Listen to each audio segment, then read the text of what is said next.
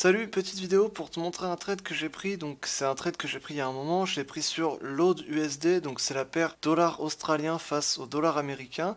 Donc là on est sur ce graphique là et on est en unité de temps une journée. Donc un chandelier japonais représente une journée. Donc tout simplement ce que j'ai repéré sur ce graphique, c'est la cassure d'une droite de tendance qu'on avait établie depuis quand même pas mal de temps.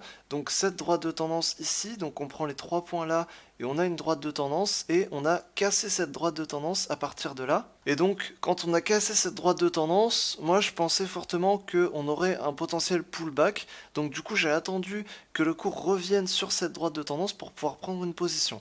Et donc c'est ce que j'ai fait.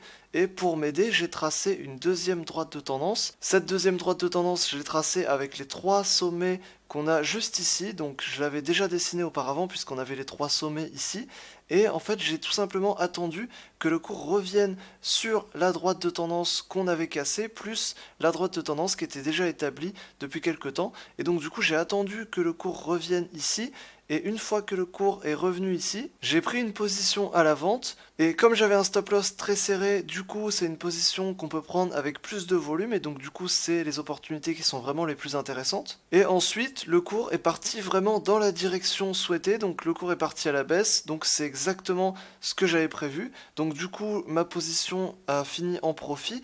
Et j'ai clôturé ma position. Alors j'ai dû la clôturer en plusieurs parties. J'ai clôturé une petite partie ici puisque on était sur un niveau de support et résistance, et ensuite j'ai clôturé une autre partie sur le dernier niveau de support. Voilà, donc c'était une position sur laquelle il y avait un stop loss très serré, donc ça c'est les positions les plus intéressantes à prendre. Et en plus de ça, du coup on avait un ratio risque-récompense qui était vraiment bon sur cette position. Et ce qu'on peut voir également avant de prendre cette position, c'est aussi qu'on avait une divergence sur le RSI, donc ce qui a confirmé encore plus le fait que le cours parte à la vente, donc du coup ce qui a confirmé encore plus la position de vente que j'avais prise. Et en plus de ça, en graphique 4 heures, on voit encore plus en détail les mouvements du prix et on se rend compte que même en graphique 4 heures, on avait eu quand même une bonne opportunité aussi et on aurait quand même pu la détecter.